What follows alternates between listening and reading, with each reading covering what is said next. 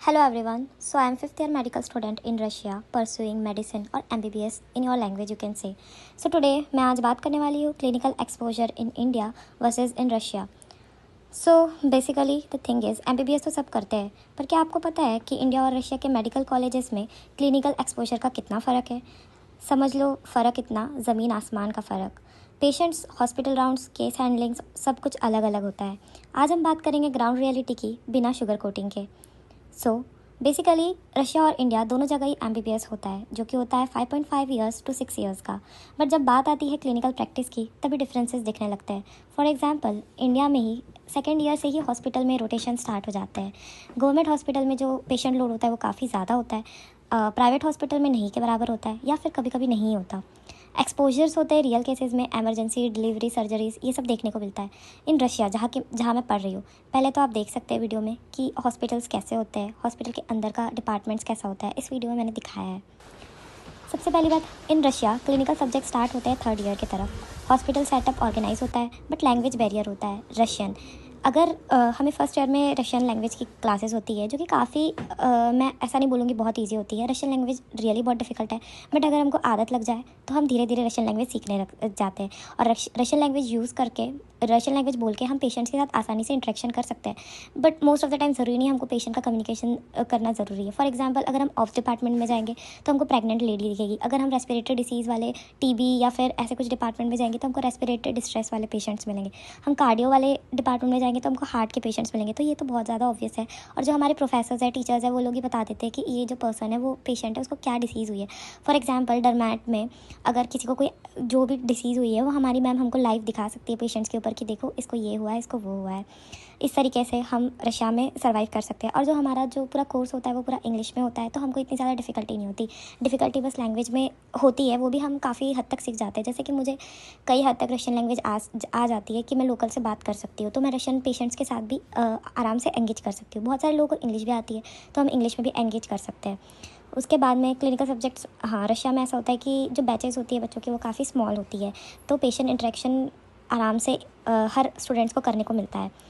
अब इंडिया में government colleges है वो उसमें एक बैच में ही एक ईयर में ही 150 प्लस स्टूडेंट्स होते हैं। तो आप जान सकते हैं कि एक पेशेंट है या फिर दो पेशेंट है या फिर कम से कम 5-6 पेशेंट्स हैं, उसको 150 स्टूडेंट्स कैसे देखेंगे। ये तो बहुत ही ज़्यादा मुश्किल वाली बात है। इसमें इंडिविजुअल वो नहीं मिल पाता, अटेंशन नहीं मिल पाता और टफ कॉम्पिटिशन होता है पेशेंट देखने के लिए। तो कई बच्चे तो कई बार देख ही नहीं पाते।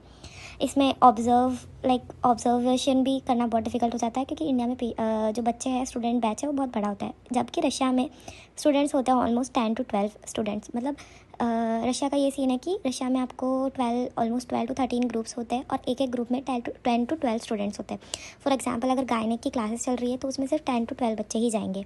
फिर नेक्स्ट जब फिर से और एक बारी आएगी तो दूसरे बच्चे 10 to 12 जाएंगे। मतलब एक बारी में सिर्फ 10 to 12 बच्चों को ही पेशेंट के साथ इंटरेक्शन करने का मौका मिलता है।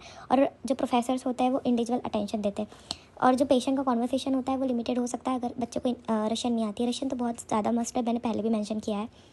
Many Russian patient don't prefer talking to foreigners, ये भी कई बार होता है बट मोस्टली मैंने देखी वो रशियंस तो काफ़ी ज़्यादा फ्रेंडली होते हैं।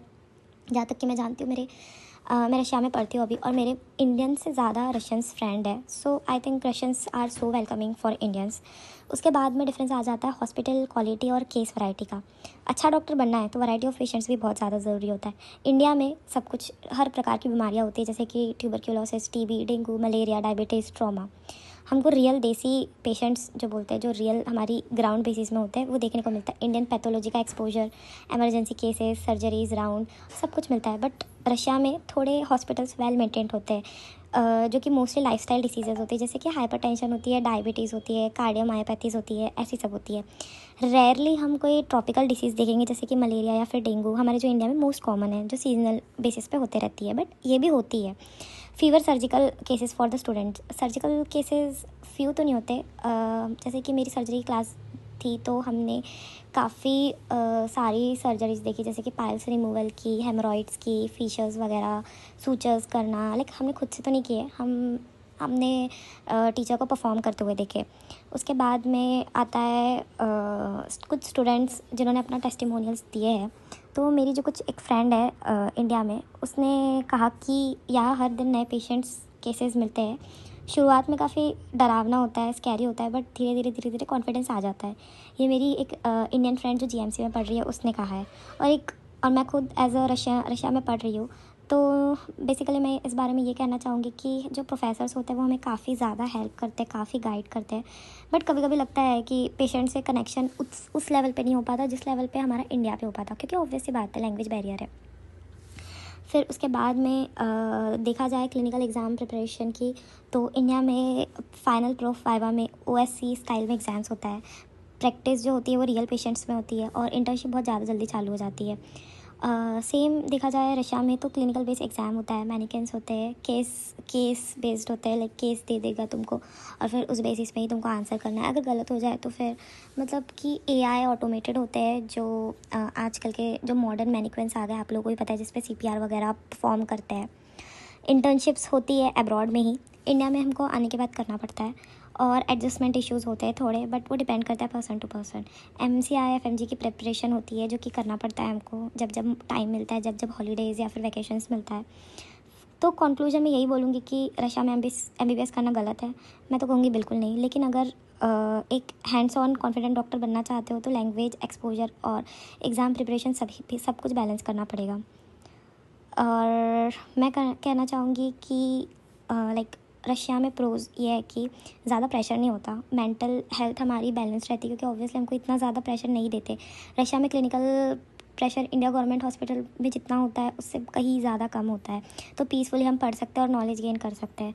स्मॉल बैच साइज़ होने के कारण हर एक बच्चे को प्रॉपर अटेंशन मिलता है, जैसे कि इंडिया में कई बच्चे मिस हो जाते हैं क्योंकि इतना बड़ा बैच है और एक दो पेशेंट्स को कितने सारे ही बच्चे देखेंगे। बट सिंस रशिया में मोस्टली 10 से 12 स्टूडेंट्स ही होते हैं एक ग्रुप में, तो हम प्रॉपरली ऑब्जर्व कर पाते हैं पेशेंट्स को। फिर उसके बाद में कंपैरेटिवली इंडिया, रशिया में काफ़ी एडवांस सिम लैब्स है, टीचिंग एड्स है, जैसे कि रशियन मेडिकल यूनिवर्सिटी में modern simulation labs and dummies and tag based learning tools होते हैं, जो कि specially surgery, CPR, labour delivery models कह सकते हैं। ये हेल्प करते हैं स्टूडेंट्स को सेफ एनवायरनमेंट में स्किल्स प्रैक्टिस करने का। उसके बाद में इंटरनेशनल एक्सपोजर भी मिलता है काफ़ी, और रिसर्च ओरिएंटेड भी होते हैं। रशिया में हमारे साथ होते हैं स्टूडेंट्स, कम से कम 20+ कंट्रीज से अलग अलग नेशनलिटी के स्टूडेंट्स होते हैं, जिससे रिसर्च कल्चर भी एक्टिव होता है, बहुत सारी बातें पता चलती है इधर उधर की। Apart from country, international level पे जर्नल्स, प्रेजेंटेशन और कॉन्फ्रेंसेस भी अवेलेबल होते हैं। ईजी एक्सेस टू प्रोफेसर, हम प्रोफेसर से काफ़ी आसानी से ईजीली एक्सेस कर सकते हैं, वो लोग हमको प्रॉपर टाइम देते हैं after the classes and before the classes also. हम डायरेक्टली कम्युनिकेट भी कर सकते हैं। इंडियन कॉलेजेस में प्रोफेसर का एक्सेस थोड़ा लिमिटेड हो सकता है, लेकिन रशिया में they are often friendly, non strict and personally involve होते हैं विद स्टूडेंट्स अकेडमिक प्रोग्रेस में। Step by step clinical learning मिलती है हमको रशिया में। First of all you have to train well on theory, मैनिकेंस and observe round. फिर facial interaction होता है जो कि बहुत ज़्यादा सेफ होता है, जो हेल्पफुल होते हैं उनके लिए, जो लोग नॉन कॉन्फिडेंट है उनके लिए भी काफ़ी ज़्यादा हेल्पदायक होता है। और